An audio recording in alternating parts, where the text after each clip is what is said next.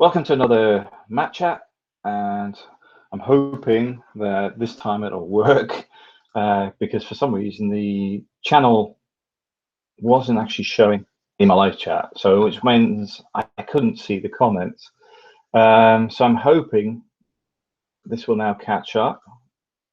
So I'm just sort of running two things at once here. This is one of the things I would like them to integrate into YouTube completely, because at the moment it's sort of like sits between Google Hangouts and YouTube, so you need two bits of software open. According to this, the event hasn't started yet, which is an interesting one. Yeah, so I'm just going to say hello, just to see if anybody, can anyone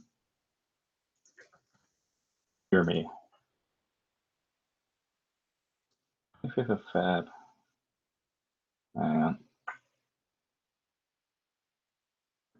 Bear with me for a minute, because I'm not sure what this is doing.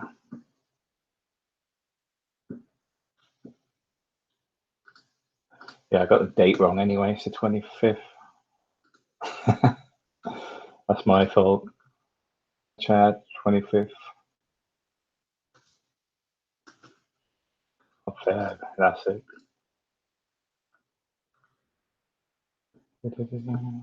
Now we go back. It says starting soon.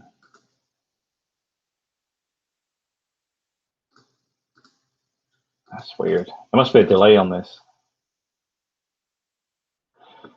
Okay, if you can hear me, please put a comment in the live chat section on the YouTube page, because on mine it says it's starting soon. Why does it say 3:45? It's already started. I don't know what's going on here. It's vanished. Anything on stream now?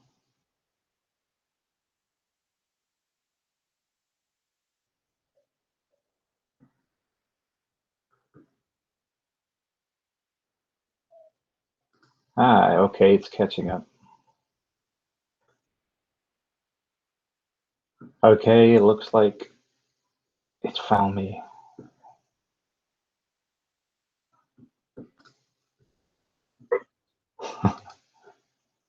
Ah, okay, so that's working now. I was because it must have been a delay on the start there, so at least we actually have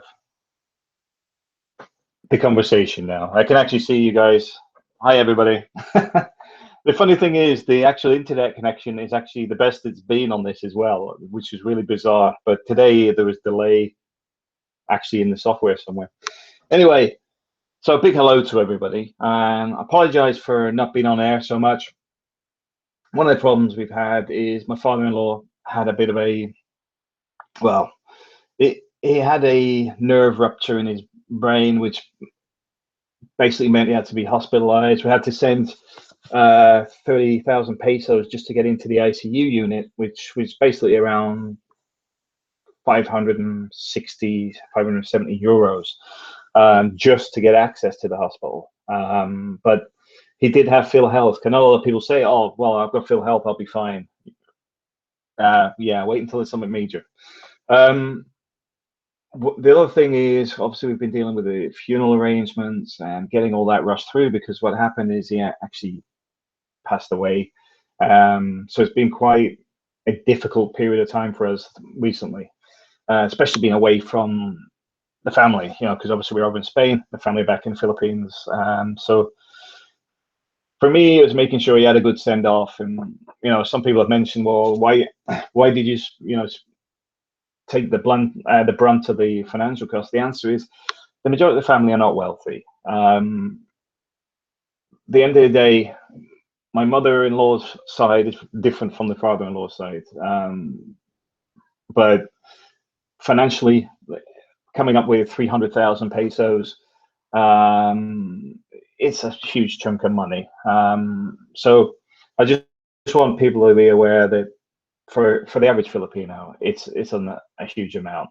I've had to like sort out a lot of the costs. I'm not going to tell you how much I put into that, but at the end of the day, he got a good sending off, and everything else is dealt with. Christopher Lane asked a good question. Did your wife go home? The answer is she couldn't. Sad things, because one of the problems we've got is we're in the middle of processing the last stage of the paperwork for Spain. Basically, what we've had to do is, because we're not in Manila, there's a document for Red Ribbon, which is your birth certificates, your marriage certificates, etc. Well, we had to go to Valencia here, which is 240-kilometer round trip to go and see the Philippines consulate, to get the consul to write. Well, they had then edited it, put it the way they liked it, and then they give it a seal. That then had to be express post to Manila.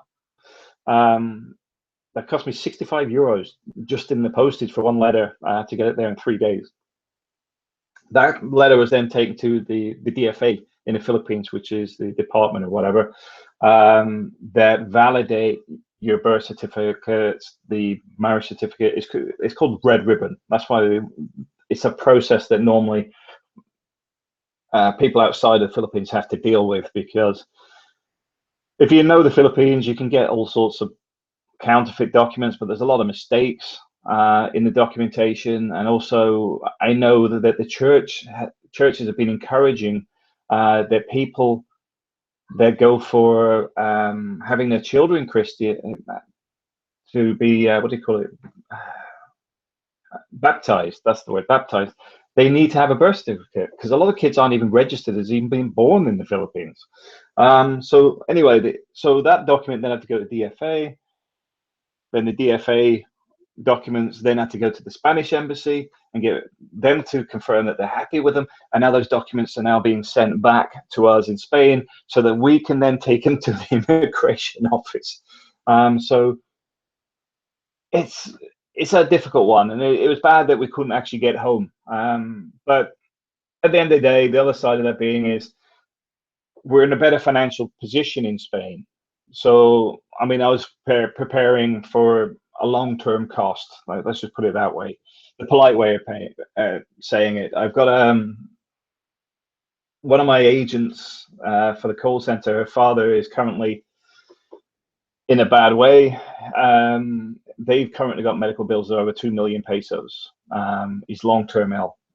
So that's what the realities of the Philippines, you know, so be aware of that. Christopher Lane, that's rough, man. Sorry for your loss. Thank you. It's been a very difficult period for us because it was unexpected. My father-in-law is a very healthy guy. He's very fit for his age, very mobile and everything else. But this looks like it was a knock-on from the motorcycle accident he had last year. Not a lot we can do about it. The positive side of this is we got him a good send-off. We were able to make sure he wasn't suffering, etc. That's the best of that situation. So for us, we're looking at it from the positive side. I mean, it's a big loss for us, but at the same time, he was taken care of. Old Windsor joins us. Hi, Old Windsor. Somebody's looking at renting the apartment you're just moving out of. So I'm just dealing with that as well. That's going on in the background because we've got people arriving at our apartments. Well, we've got 3 people arriving in a short period of time. I'm trying to sort out who's going when so that we can sort that out. But that's what brings on to another thing. The residency rental stuff in the Philippines is a very buoyant market. There's a lot of people in there that are always looking for apartment rentals, and I think some of them would appreciate being in a more expat environment. I know some of because the thing with it, where we are, we do look after people a fair bit. You know, we make sure that they know where everything is and they don't have to worry about leaving stuff there because our place is pretty secure. But also, we live in an area where I'll say the number of relatives in that area is probably about 200. So there's no real issues relating to theft or anything. It's more a case of making sure people are there. And one of the things I advise people, if you're going to the Philippines, is like find a base to start from, even if you're not looking at staying there long term, so that you can then look around without the worry of knowing stuff's safe in the house, or worrying about things being stolen. It's always important to have a good location. In Spain, property rentals is similar. I'd say, I mean, where we are, there's a strong demand for long-term rentals, and there's a shortage of properties. Holiday rentals, the market is very buoyant. If you've seen the videos on the Alicante channel relating to the traffic in high season, you'll know parking almost, because there's so many people here. So both countries, I'd say rentals is still a very good business. Christopher Lane says, people are always asking me about apartments. Do you still have some available? I could send them your way. We do. And I mean, if you've seen my latest video with the Google map, there is more than just our apartments in that area, because we have our block, but behind us, another relative has multiple apartments. And then in front of us, there's a large house. Then all the houses to the right, they own all of them. So yeah, there's always houses and apartments either for rent or coming up for availability.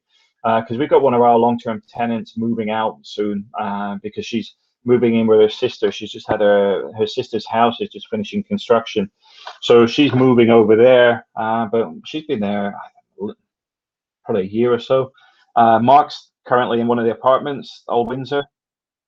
And I mean, that's the thing. There's plenty of people stayed in my apartments as well, so people can tell people what to expect.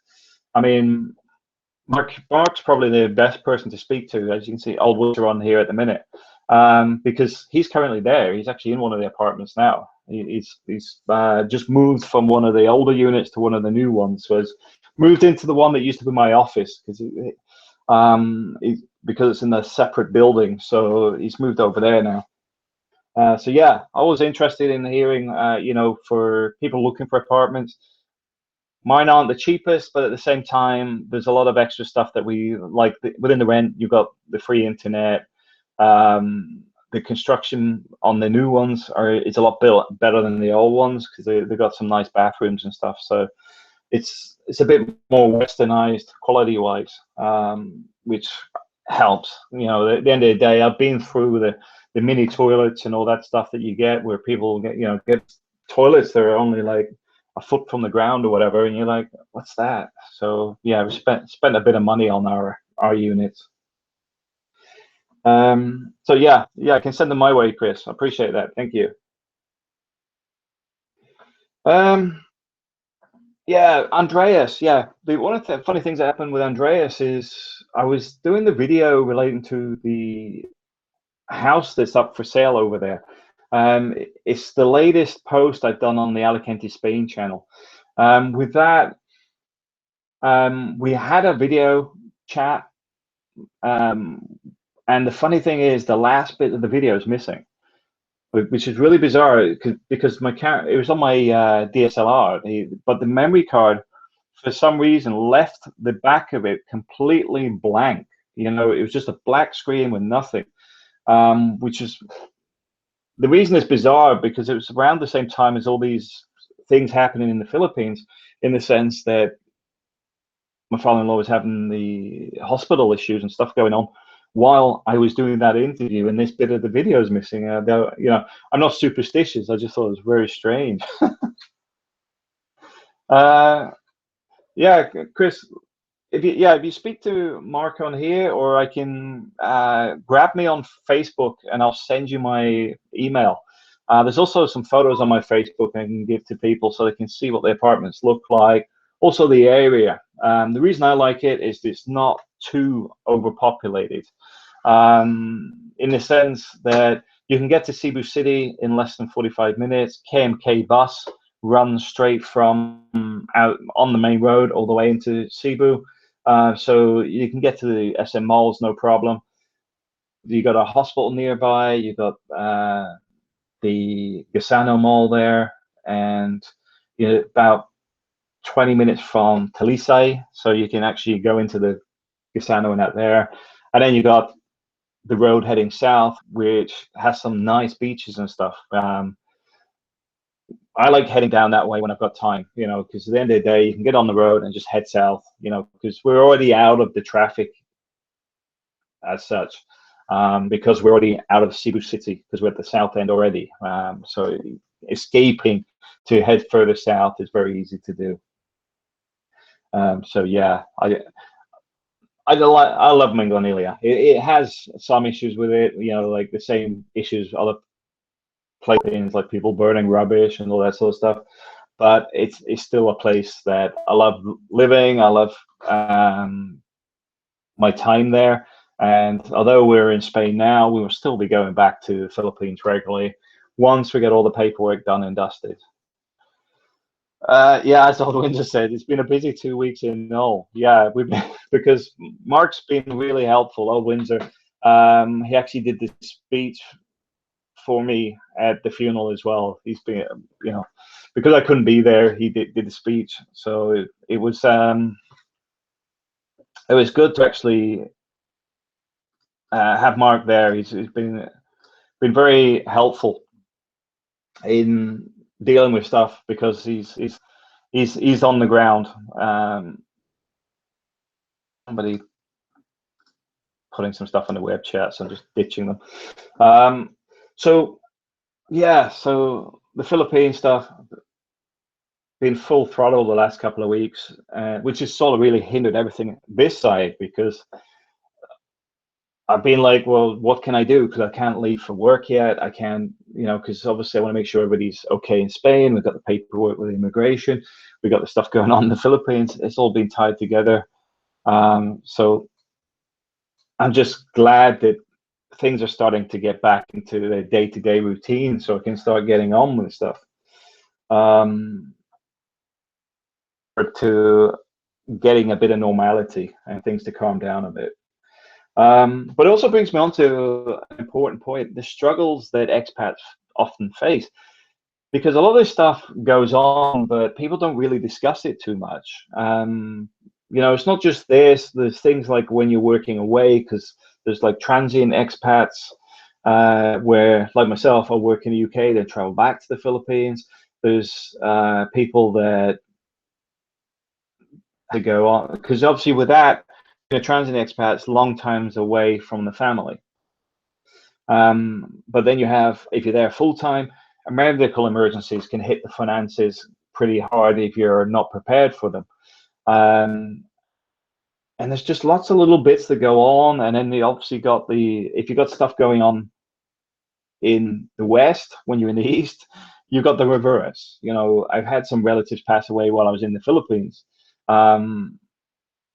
And that's the same. You're on the other end of it, so it's complicated. And these are the sort of things people should assess when they're serious about moving to another country full time, that there is certain things that you have less control over.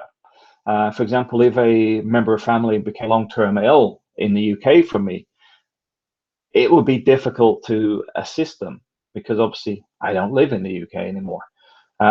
So there is certain things where you're sort of helpless in many ways, because you can't do things for some people,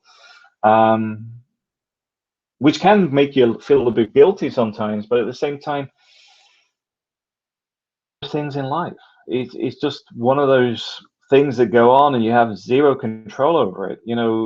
If you don't live your life, you only get one of these things. You only get one life to live. If you never live it, then you'll never really enjoy it. And that's why I think it's important people embrace what they want to do in life. That's an important thing: embracing what you want to do and achieving what you want to do. Yeah. Now, somebody brought up about the word, because I did a video about the Philippines v Spain for retirement, and somebody brought up the fact that they had followed some of my advice relating to rentals and getting a jeepney for hire, etc.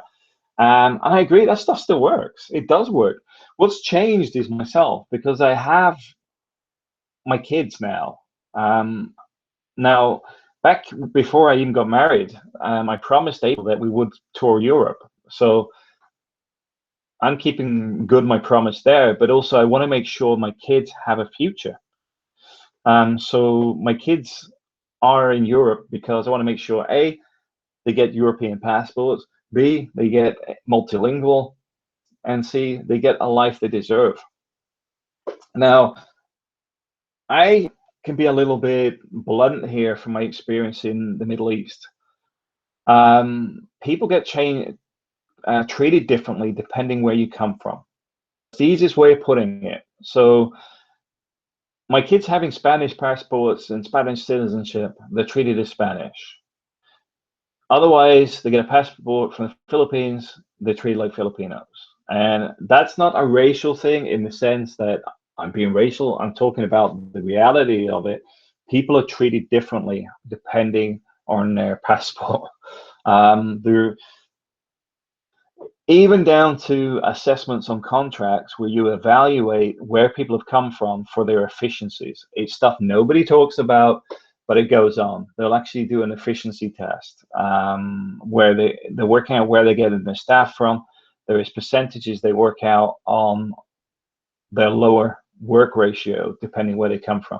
There's some reasons behind this which are social. For example, in a lot of the countries in the Middle East now, they're trying to force their own population to take over a lot of the jobs. So they're being forced into the workforce and they don't want to work. There's a lot of people simply just turn up because they're told to. Well, their efficiency level is going to be way below somebody who actually wants the job. So I'll leave that at that. But it is, because it is very a political thing. But at the same time, my kid's getting a Spanish passport. Yeah, I'm happy with that. You know, my kids knowing that they can go to the Philippines when they want because of dual citizenship.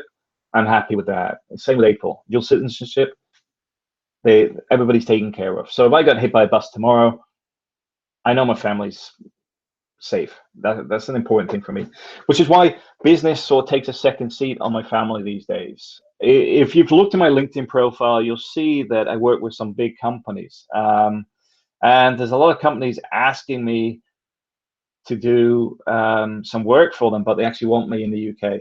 So I'm struggling to go back to the UK because I don't want to. But there is a lot of work I can do. I mean, some of my clients are like the NHS, for example. There's a lot of work I can do. And financially, I get paid very well. I have a good standard of living, but at the same time, my family is taking precedence over everything, which is why I'm sort of like adapting that. I'm trying to get some of these companies to give me the work in Spain instead. Something they don't like doing, but we're trying to get there. But that's what I'm saying. My family is the prime thing for me. If I wanted to be the corporate yes man or whatever, I can carry on or do that. And financially, I can just keep going and going. Hi Terence. Hi Matt. Looking forward to your Spanish tubes. Keep them coming, mate. We'll be there one day. Yeah, thanks. Yeah, we're gonna be doing some more. I get so sidetracked with stuff here, though. It's like the kids had their carnival this week as well, so I lost an entire day at the carnival. But there's actually a 360 video of the kids' carnival. The reason I want to promote that stuff as well is the kids are so happy here. There's so much going on for the kids. There's always activities. They're always doing something. The big problem I have, a lot of the stuff, because it's around the school, there's all the issues relating to the data, you know, because obviously schools are a bit cautious with footage of kids and whatever. So there's a lot of stuff I can't put out there, but I know my kids have a fantastic time at the school. If I look at what they've done just in the last 18 months, they've gone to things like Alicante Castle. They've been up to Elche at there's like a activity park there. They've done zip wires. They've done they've done a marathon. They had a school marathon.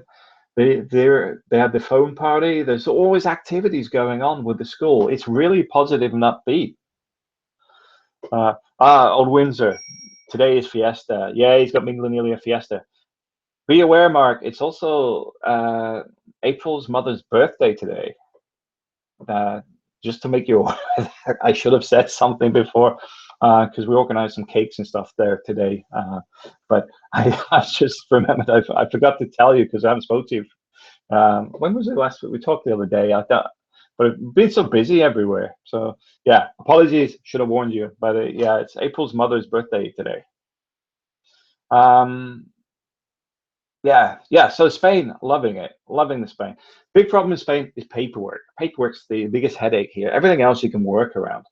For example, the apartment rentals. They're on about having this document that makes you an official. It'd be like a professional landlord in the UK, where you got to have the fire alarm system and all this sort of stuff. Where a lot of this stuff is normally just basic rentals. I raise the standards, but at the same time, I know Spain's busy and whatever, but it's still in a recession in many ways. A lot of the properties where we are has actually reduced in price. They haven't gone down, gone up. They've gone down. The one we're looking at buying, I know I keep saying we keep looking at different ones. The reason is some of them sell, some of them we find things out about. The one we're looking at the moment, it's 3 bedroom. It's got a roof terrace and it's got a second balcony. That is coming in at 80,000. That's dropped by 10,000 euros in a year, which is great. So I'm just waiting to see that I've got a work contract in, and then we're seriously looking at buying. The reason being is I don't think they're going to drop much more, and we're going to be setting our base here in La Mata. We're happy here, in all honesty. Kids are settled.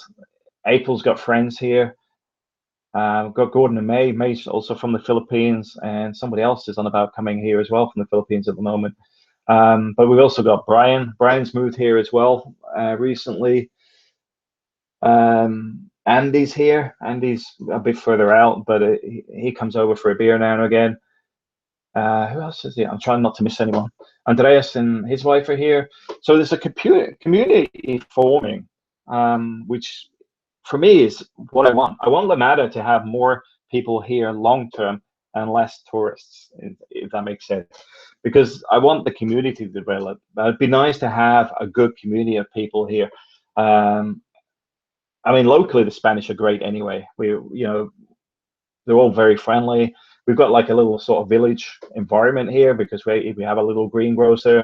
We got the sort of stuff but everywhere we go, everybody knows us. You're part of the town. That's what I love about it. It's like being in a village, but you're still only a stone's throw away from Torrevieja, which is the main town.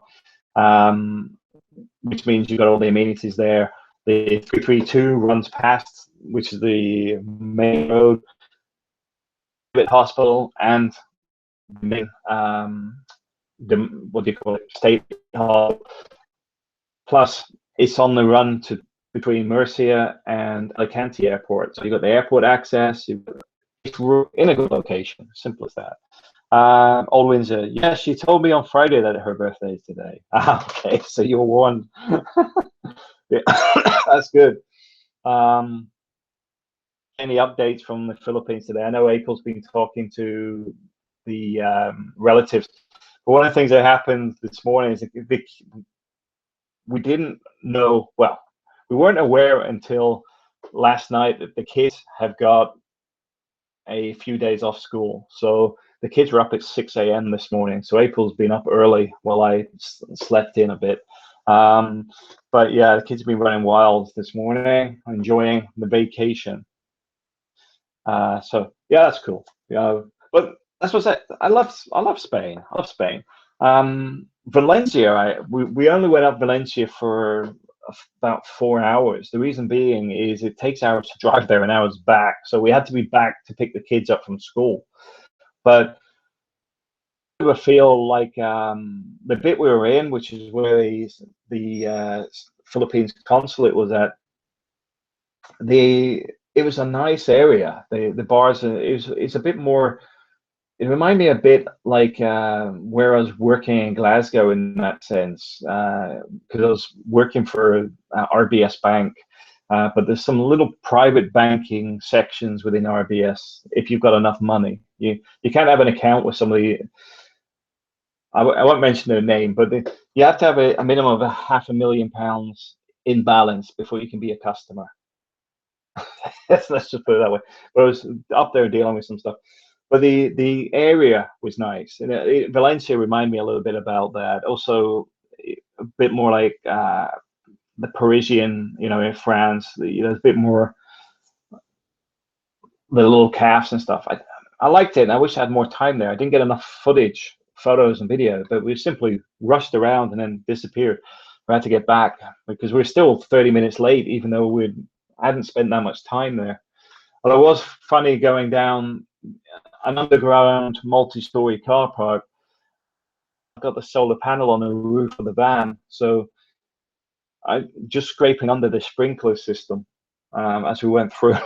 I was just like, is this going to make it? Got my head out the window and like trying to look up just to make sure we get under this sprinkler system. Last thing is set that up. But moving on. With Andreas, I'm going to be doing more video stuff with him. And also, I've had a few people ask directly about specific legal issues and immigration issues. What I'll do is I'm going to make a Google form. In fact, if you go to expatservices.es, there's a contact form on there. Fill that in, because some of this stuff is personal, so I don't really want to be airing your stuff online. Once you've actually got the answers you need, I can then make it available to other people, if that makes sense. I won't be putting your information out there, but this process could be useful for other people. So we'll help you, but at the same time, I think it's more structured if it went through the website and directly to Andreas, and he can connect with you. Because there might be other stuff that you need to know, or there might be other processes in there. Like for example, if you wanted to buy a business in Spain, there's a whole ream of stuff that you need to do. There's a lot of paperwork.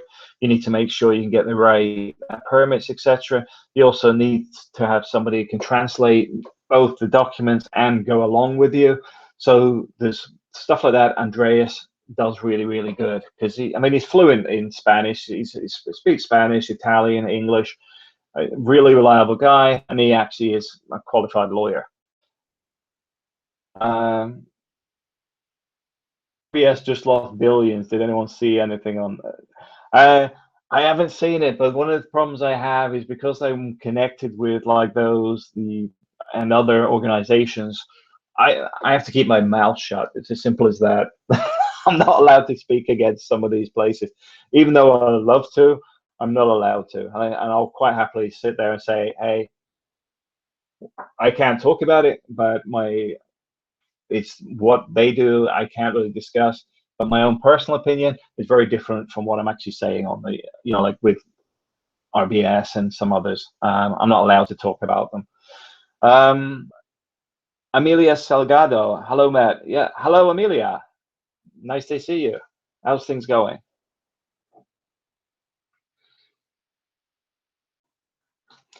Another thing that come up today again is Philippines politics.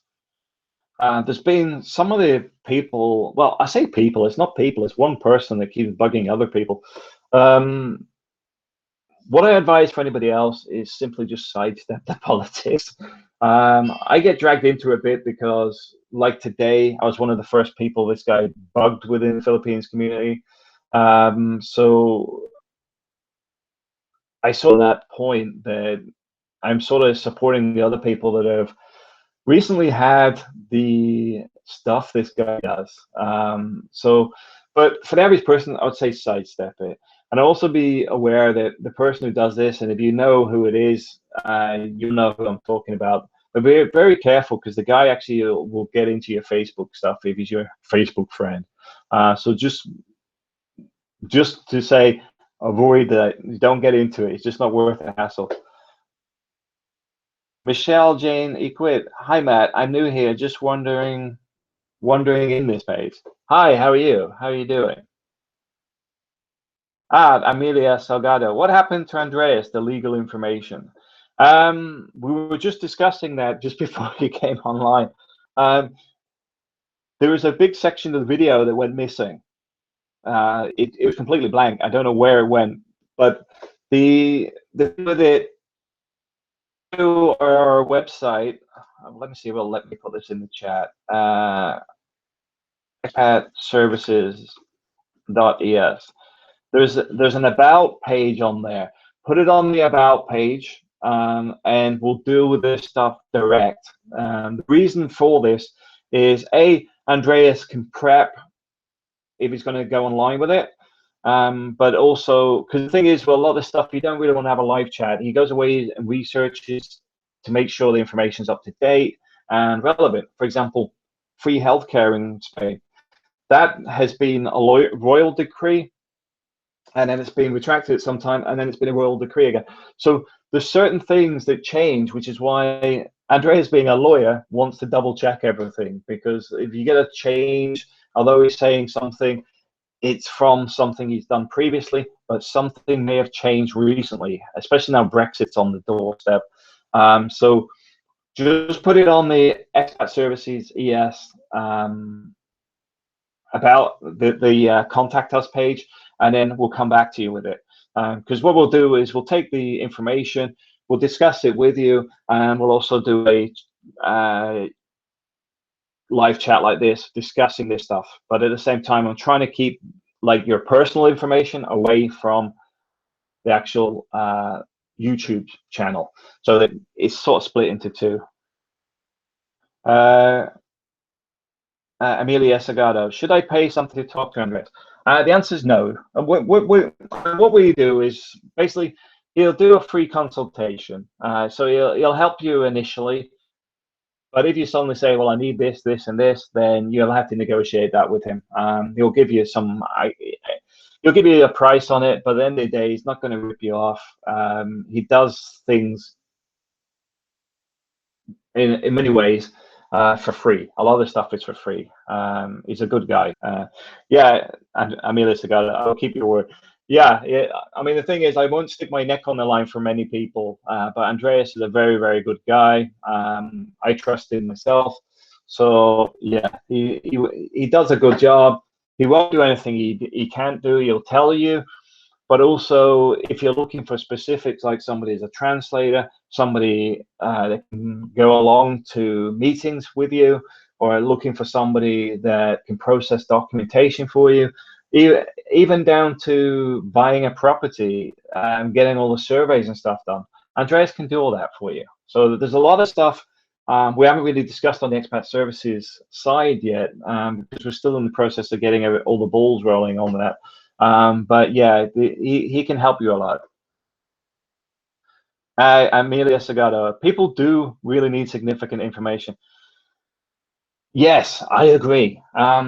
I have so many headaches here myself, and I'm trying not to say too much about the guy. I trust it, but it's out of pocket over 1,000 pages, 1,000 euros. And basically, I'm not, let's just say I'm not judging the guy, but I fired him. I processed it, after about, I think it was about 18 months or something. I fired him, went and processed myself, and I got my residency the following month. Let's just leave it at that. But this guy been in my pocket for a year and a half. So yeah, Andreas, different. And also, one of the things we will do is encourage you to do some of this stuff yourself. Because there's two ways we can help. The first thing is we'll say, okay, go and get form whatever, you need to fill that in, do that yourself. Or you go, well, I don't want to do that, can you do it for me? Then we're going, okay, well, if we're going to do that for you, then obviously there's going to be a fee due to the time involved. But we're trying to get people to do some of this stuff themselves. It's one of the things we do, and this is why the usual stuff will develop.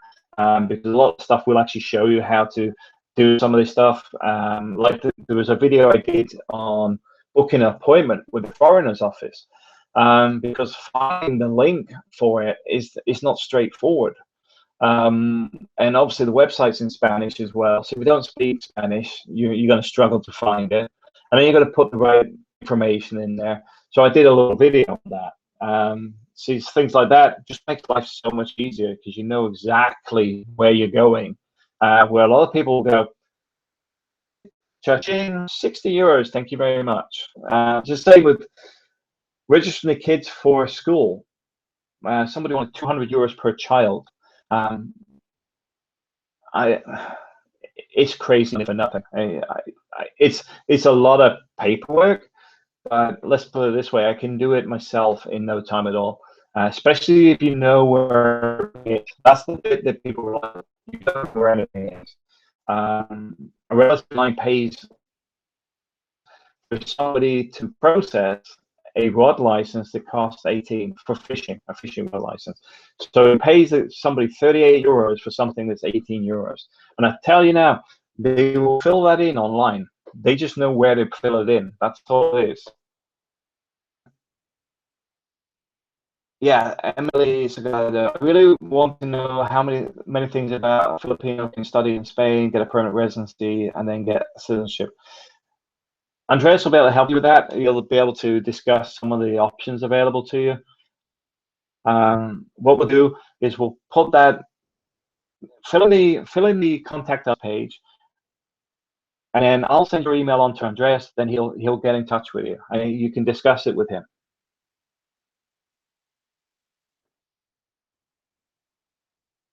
Yeah, I'm willing to ask for anything to do. I just really need significant information on how to migrate to Spain in the most convenient and fast way.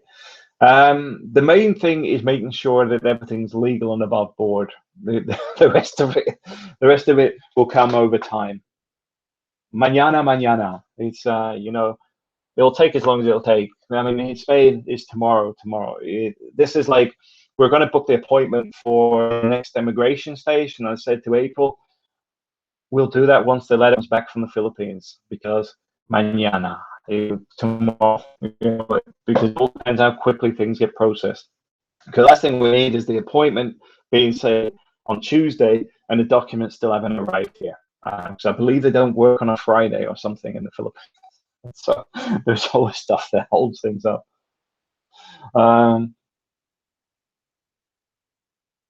I will not. Yeah, I will not ask. What you need to do is, I'll tell you what. Just fill in the contact us page on the Expat Services website, and I'll send you an email privately, because there's different ways of processing things in Spain. That's the easiest way of doing it, because it'd be an entire YouTube conversation just on that, and I'd rather keep that separate into a separate specific topic chat on the immigration issues, because this is a much broader one, because I could go on about the different processes, and that could cover about an hour, because there's different options. There's relating to historic connections with the Philippines, whether your grandparents have got Spanish relatives, that sort of stuff. There's more than one route into Spain, because obviously Philippines is based on, the name is from, I think it's King Philip of Spain, so that's where Philippines gets its name. But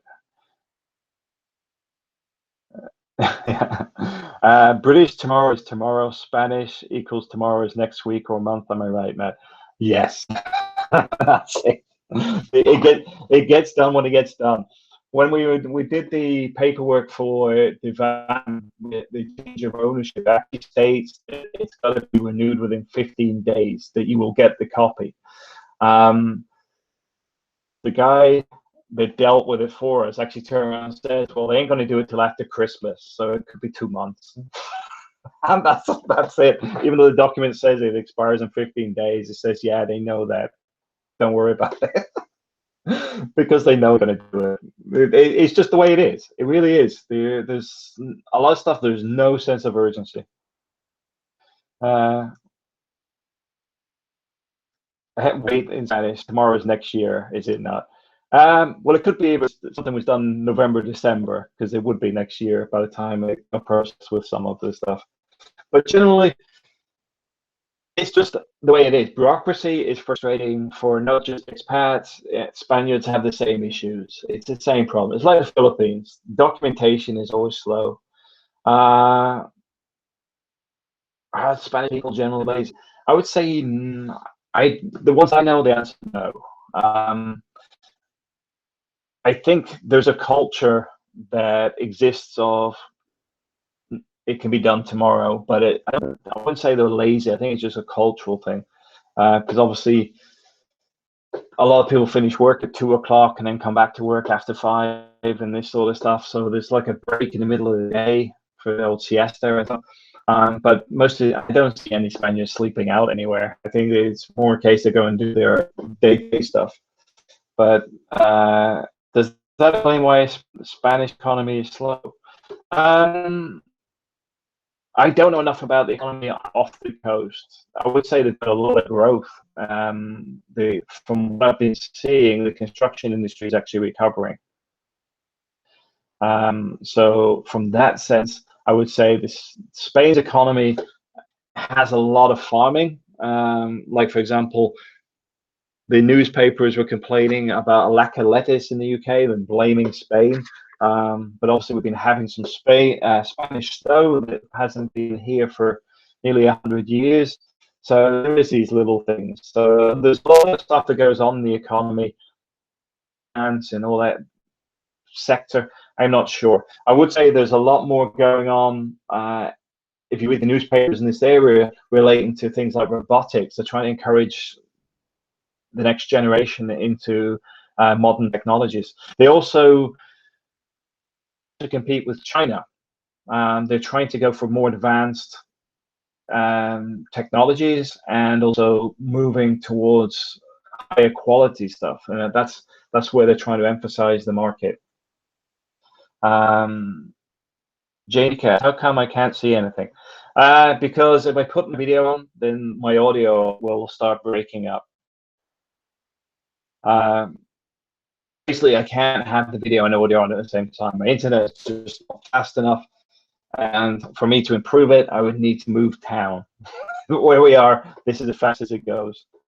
I'm Sagado. Oh yeah, I saw the news that Spain's economy has improved in 2016.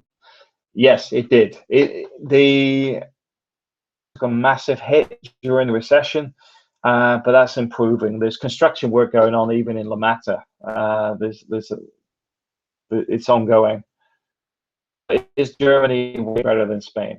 My time in Germany, because I lived there for 6 years, I love Germany. Amazing country.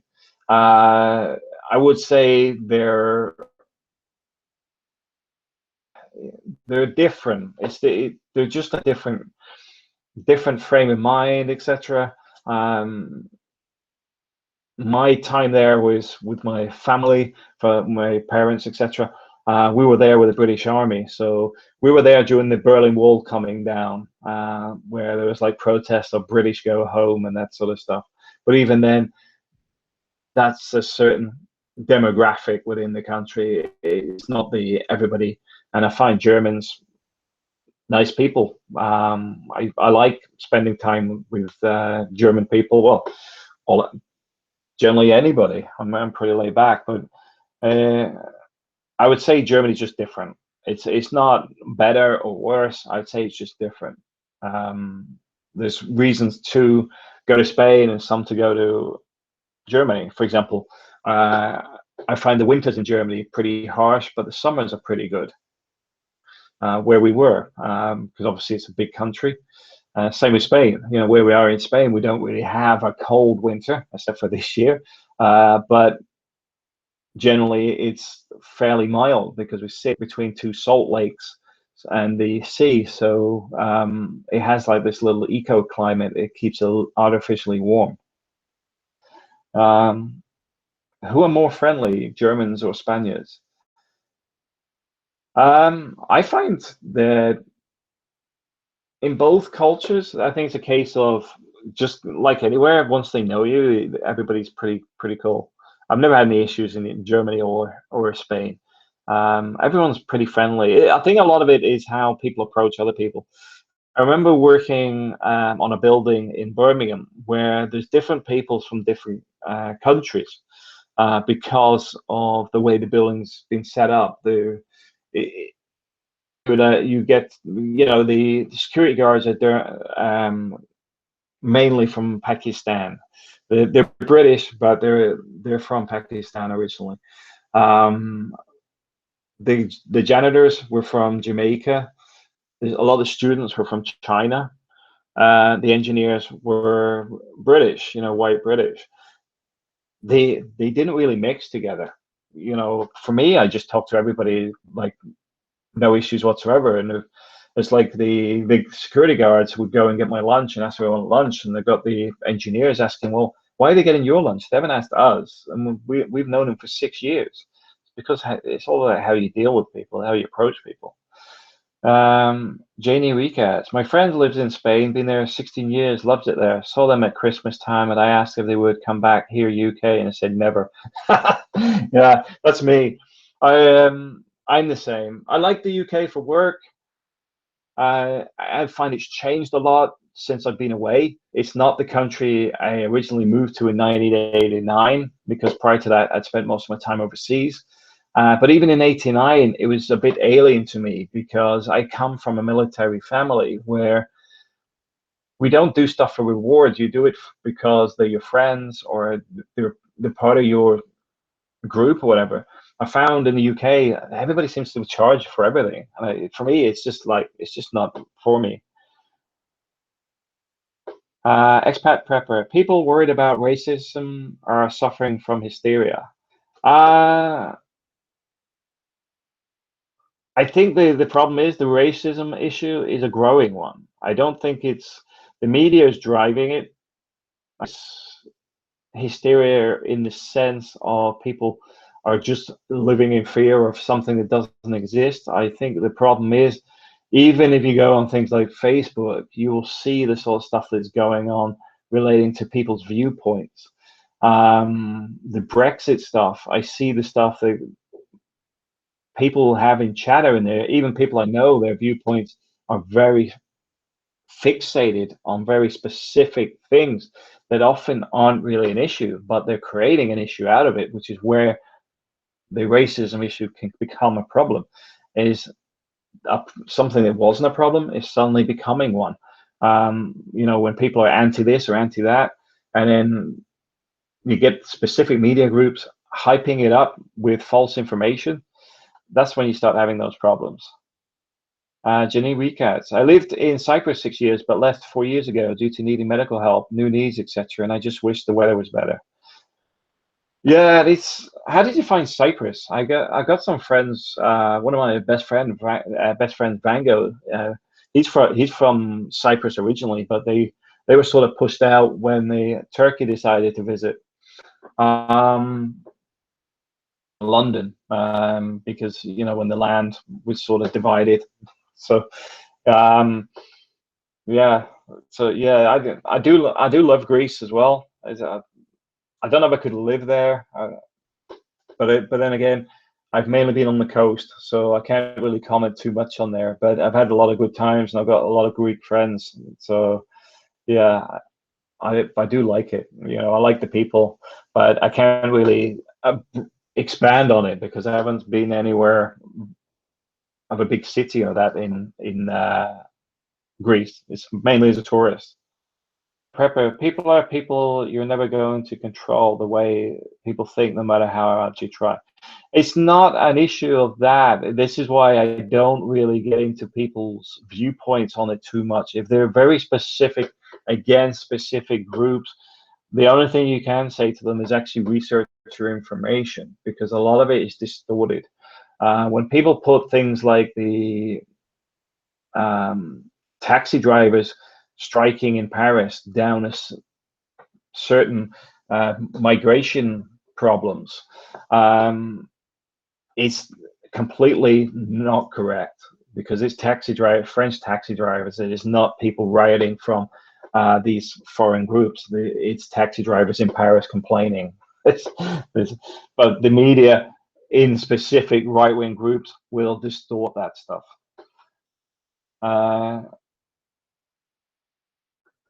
Jane Riquez, I love it. Yeah, I've loved my time in it. I do love Spain, my time in Greece, but like I said, it's been mainly on the coast.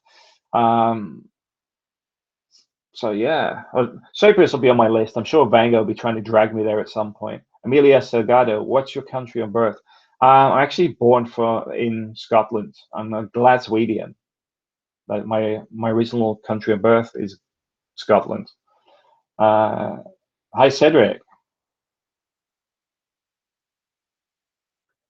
Amelia Sagado. Who are the most racist? Filipinos, Germans, or Spanish? I suppose it depends which groups you're dealing with. I think there's different reasons that things are seen as racist or are racist. Um, I mean, I find in Spain a lot of the issues are internal, relating to different groups. Like, for example, wanting independence. There's stuff like that going on. You'll hear like Valencians complain about why being part of Madrid or whatever. They see Madrid is draining money away from Valencia.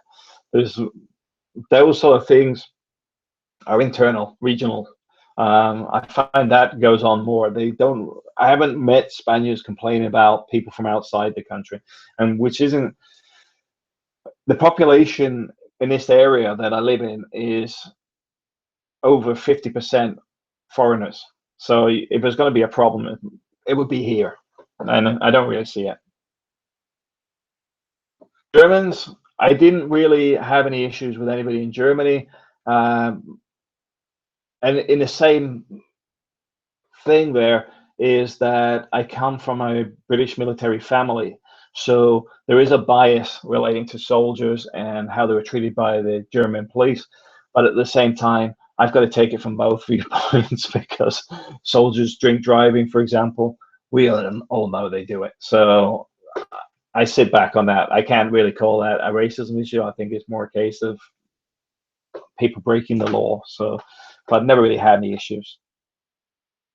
Expat prep. I believe diversity is a bad thing. I believe diversity is bad. Diversity is a very strange thing because it seems to be moving away from what it should be doing. A lot of the what we call the political correct stuff is incorrect. One of the strangest ones I've seen recently was to do with the bus and whether a wheelchair should have the right over the space on the bus over a child in a pushchair. Because that's sort of like is something that's very difficult for them to argue over because it's like, well, who needs the space most? So they both need the space. So that one is a prime example of where the political correctness can't find a common sense answer to that because the answer is they both need the space. But it's been hit the media a few times now relating to pushchairs being in the disabled bay on the bus. I find that a lot of this stuff is going way too far. There's a difference between acceptance of other things and actually giving up everything to accommodate it, and then they just add a bit more, and a bit more, and a bit more, take. So yeah, I can understand that from the diversity. I think the whole point is, I think it's just gone too far in many ways. And also when it becomes questionable, where you're saying, I don't think this is right, then you often get people take it to the other extreme that, oh, but this is because of these rights, and blah, blah, blah, and people fought it. It's like, that's not the question. Let's just keep it on topic. But they'll take it to an extreme. I've worked with people in social housing that are from what do they call it? The social workers, and they get very aggressive sometimes with what they demand. They're not asking; they're demanding. Where I'm from, the surveying side, which deals with the properties, and I'm saying, well, it's not urgent, it's not critical, it doesn't affect their well-being, etc. They can go on the queue like everybody else. It's yeah, I agree. It's gone too far. Um, what's next? Expat prepper, this whole bathroom thing, gender bathroom thing here in the States. If liberals pass that, I'm going to go in every woman's room and urinate on the toilet seat. um, I don't understand that one. I mean, the thing is, when you're in your house, you have one bathroom, so I'll leave it at that. I don't see the need for it, but I don't think there should be a need in law for it to separate them. I think like a lot. This is the problem. A lot of stuff is moving too far from common sense to forcing people to do stuff, and then they push it a little bit further, and a little bit further, and a little bit further. It just keeps going, and it just keeps chipping away at normal society. And I say normal in the sense of day to day, not like there's some differences in whether somebody's gender or whatever. Just talking in everyday society, that there's bathrooms. That's it. The bathroom has one function. It doesn't matter what the person looks like, what the person's gender choice is, or whatever else. It's a bathroom. Yeah. So I don't I don't get it. I think this is one of the downsides. I think this is where there's a lot of frustrations, especially now social media is growing, where people are airing it because they're sick of it. Because a lot of stuff people aren't allowed to, they're not. I can't say you can't even say normal. You can't say the normal people. I would say the average person is losing the voice because every time you try and have a regular conversation around difficult subjects, people shout you down. You're racist. You're this. You're that. It's like, hang on a minute. All I'm saying is this is going too far. That I'm not attacking it, but this is just a bit of common sense. Uh, Sagado, what's your question? I'll just scroll up to see what.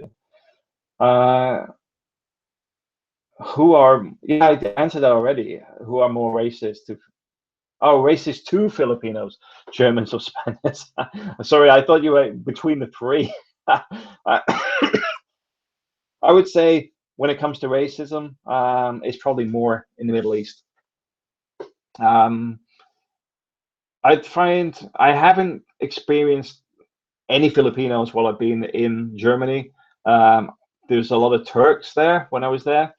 Um, and I remember there being the church actually contesting some of the legal issues around Turkish immigration because the German, wherever it was getting people to sign a 2-year waiver that after 2 years, after they'd spent 2 years in Germany, they would leave the country.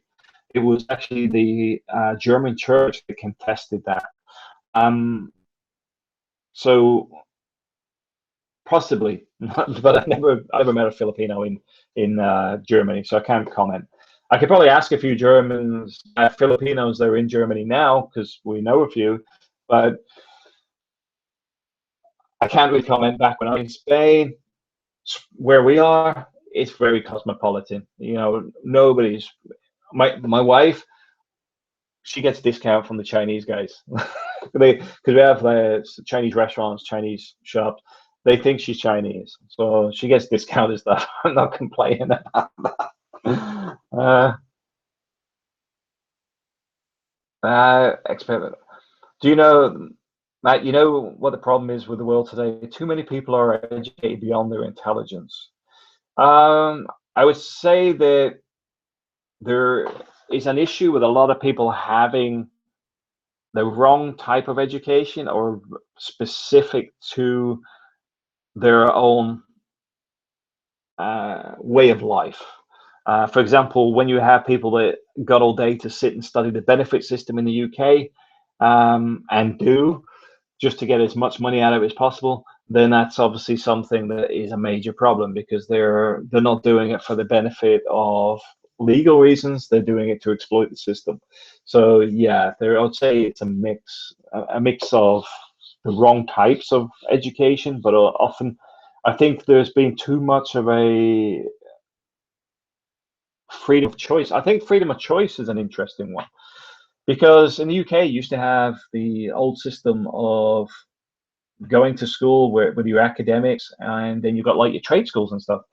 there's a lot of people leaving the schooling system that have no future. They've got no skills that they really took on from their time in the education system. But like you say, they may become what they call a well-rounded person, which they've got a lot of information, but they haven't actually got a lot of stuff that's going to help them through life. Yeah, I think that it could be an issue with that.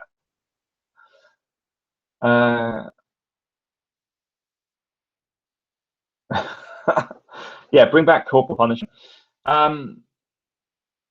Stuff that has been distorted, and this is why I think some of the political views and landscape is changing. You know, people's views on things have changed, and I do think there needs to be a re-injection of a lot of values and stuff that seems to be getting distorted. But like I said, there's too many people. There's too many people making decisions as well for people that they have no connection with. You know, a lot of the decisions relating to from a religious background, cultural, blah blah blah, are often people that are not part of that demographic. They're people on boards, on quangos and stuff that make decisions for people they have no understanding about. I think that's a major problem, you know, because at the end of the day, a lot of the things don't help anybody. They just become expensive projects that often have the opposite effect. Emilia Salgado, which country is easier to migrate to, Germany or Spain? You look at the EU overall, but some of the countries are asking for people to go there. Like I said, I'll research this a bit more because there's a lot of the internet which is either out of date or it just needs confirming. But for a Filipino, I would say there's a lot of Filipinos in Barcelona or Madrid, and a lot of those guys would help you migrate here and will know the system inside out. That's the reality. Germany, I don't know too many people in there in the same sense, because obviously I'm not focused on Germany these days. I spent time there. I loved it there. I had my childhood there, but at the same time, up to date on it is something I'm not. I would need to look into it. But also, you got to bear in mind there is a bit of a political shift in Germany at the moment because of the mass migration to there from other countries in the east, which is creating a bit of a problem politically. You know, children are going to make mistakes, but at what I can't take is the smartest kid. Yeah, well, you wouldn't. The thing is, you may not have to. It was split between the academics and that because they would have gone on to a different schooling system. I think the UK is heading that way now. Expat Prepper got to run. Take care. Okay, take it easy. Thanks for your questions. Yeah, Jenny Rica, Emilia, you need to research it. There's a lot of expats already overseas. Sorry, Filipinos overseas. So it's worth connecting in the expat groups with specific people because there'll be people that leave a trail. In a sense, we get a lot of people relating to moving to Spain now, connecting with us on Facebook, private messaging me and stuff, because we've already done what we call like stage one, say. But there's also other people that have moved to the UK after Spain or Ireland or whatever, and they'd be on like stage two. And then once they've finally done it, stage three. So there's different people in the chain of migration.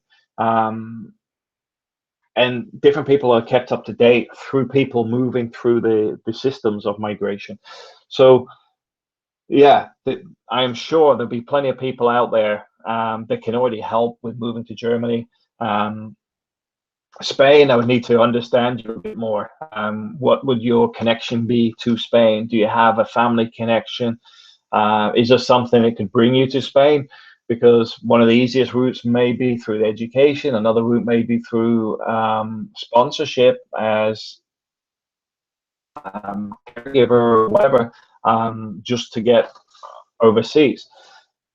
That's why that's why I was saying about private messaging, because I need to understand your actual background. Uh, yeah, you on Facebook. Andreas does have a Facebook, but it's mainly kept for his friends and family. Um, you'd have to already connect. That's what I'm saying. If you send your email over to me, I'll send you his email, and then you can connect on the email, and then you can chat to each other. But if you email this, Andreas, that will give you a direct email to Andreas.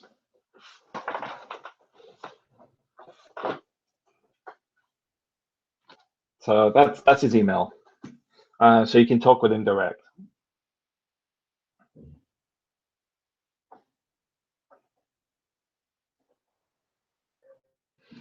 Somebody brought up about the expat in Mazaron and connecting and getting on the live chat. I've sort of reached out to him this week. I've just sort of been commenting a bit and have a look at his videos. I'm trying to, because I can't just connect with him and say, let's have a chat. I'm trying to get his background and see what he does. And it looks pretty cool on the drone stuff. So I'm going to try and connect up with him this week. See if we can have a live chat. And that's very helpful. You're welcome. Jamie, we can't. Okay, you got a dash. Great chat. See you later. Take it easy. Have a great day. So yeah, one of the things I want to say though is the kind of services we do where we can, and sometimes it's a case of pointing them in the right direction to speak to specific people, specific groups. Sometimes it's dealing with all the legal paperwork. Sometimes it's dealing with some of the issues related to actually getting some of the processes done, like how do you do this? And it's the case of like, well, you need to get your NIE, you need to get this, you need to get that, and writing down the process in the right order is something I've actually got on my laptop. It's just reminded me I need to upload that. There's a slideshow that puts everything in order and tells you what bits you'll need for moving to Spain for the immigration stuff. I haven't got my folder here, but each one of our folders, because one of the things we've just had to do for Alicante is photograph every single page in a passport, every single page. But there's a lot of stuff that simply you've got to provide, and it's much easier to sit at home. One of the things I did, one of the first things I bought was this Epson. Let me see what printer I've got. It's an XP325. I'll tell you now, worth its weight in gold. It's printed a ridiculous amount of stuff. I actually buy my cartridges in bulk from Germany. Emilia Sagado. Where exactly in Cebu is your wife from? Mingla Emilia.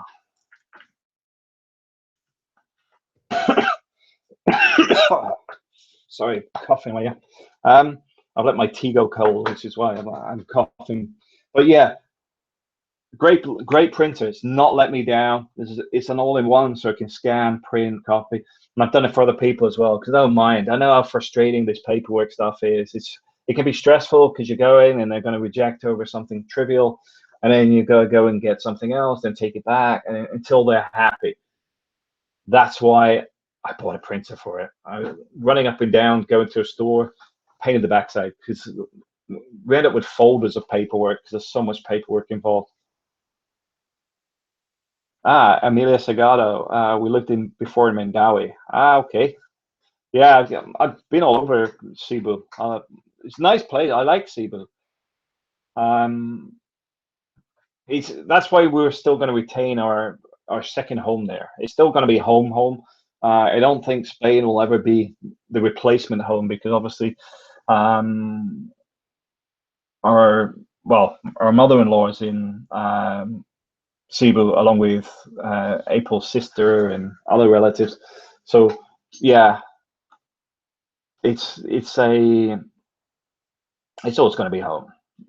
Amelia Sagado, have you ever been to Mindanao? No, not yet. Although April's family, father's side, are from Davao, so yeah, it's on the things to do list. I will get there eventually. Yeah. There's so much to do and so little time. So one of the things I've been looking at here in Le Maître as well is actually a restaurant idea. We went and had a look at a unit this week because as soon as April's paperwork's ready, I want to get April doing something that she wants to do. It's very easy to get because April's multilingual. She says she doesn't speak Spanish, but she does speak pretty good Spanish. But I wanted her to have her own little business, and been looking at a small restaurant. We don't want it too big. It's more like a cafe type, not because I don't want it full blown. It's too much hassle. So that's something we're looking at the moment. Although the rent will have to come down on the building. It's way too high. I think they thought we just arrived yesterday. But that's open for negotiation. Maybe something I'll discuss with Brian when Brian's back. I'll send him some pictures and see what it says, because the unit, it's a nice location. There's some space for the project Brian wants to do. Something like this may benefit to have 2 or 3 people running businesses in the same premises. So that's something diversify into. And one thing I will say, that's why I like working as a community. I'm not here to become the next billionaire. What I would rather be is everybody making a bit of money and everybody being sustainable and happy. I'd rather be working 4 hours a day than 12 or whatever. How about a barber shop or salon shop for your wife? Just at the top of my road, I have 3. Literally. If I come out of my house, turn right, go to the main road, there's 3, one after the other. So there's already plenty of those.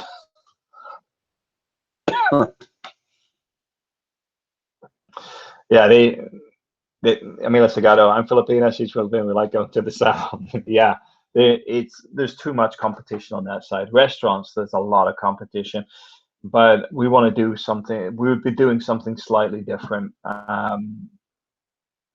For a specific, see, I don't really want to discuss the idea because obviously somebody, oh, that's a good idea.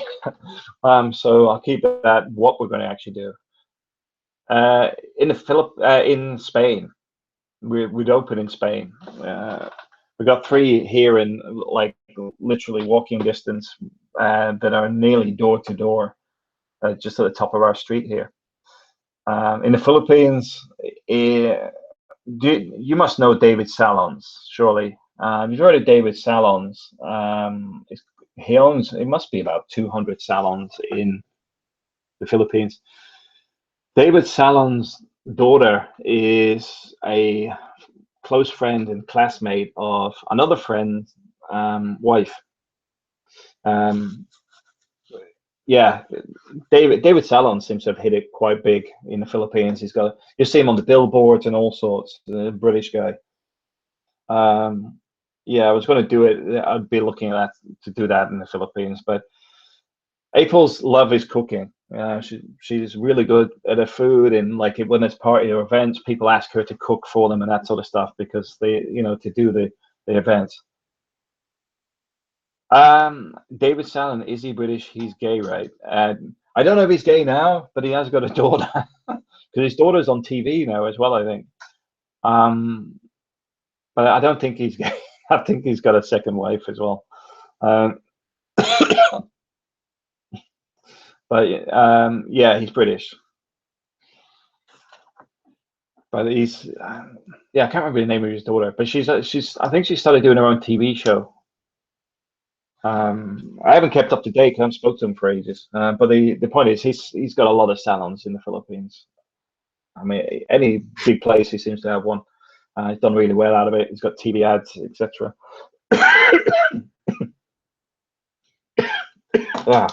Coughing away here with a dry throat. Has anybody else got any questions? Because what I'll do is I'll cut this one short today. Amelia, email Andreas and he'll help you where he can. But also it's worth getting in touch with some of the Facebook groups. Just look for things like Filipinos Germany, Filipinos Spain, etc. Because the people in Barcelona, there is some very good people in there that would, I'm sure, will help you get into Spain. They do a lot of stuff, funny enough, around salons. What's that about the barbershop?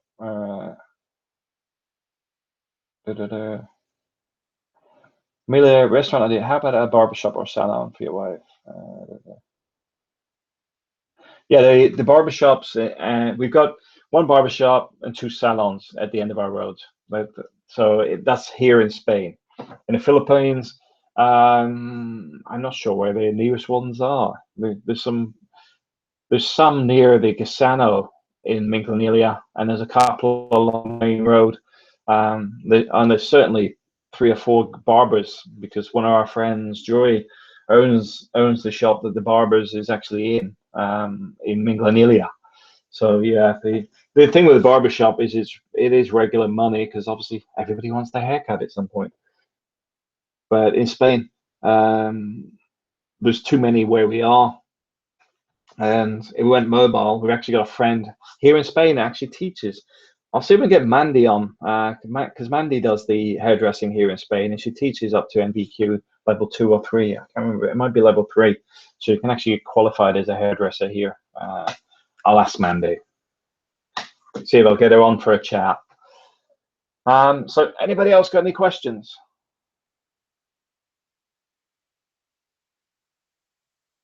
Okay, it's a bit quiet today, but I'm a bit late because obviously the kids took over the bedroom earlier. So when I come in to do the live chat, they were all here and they were busy playing.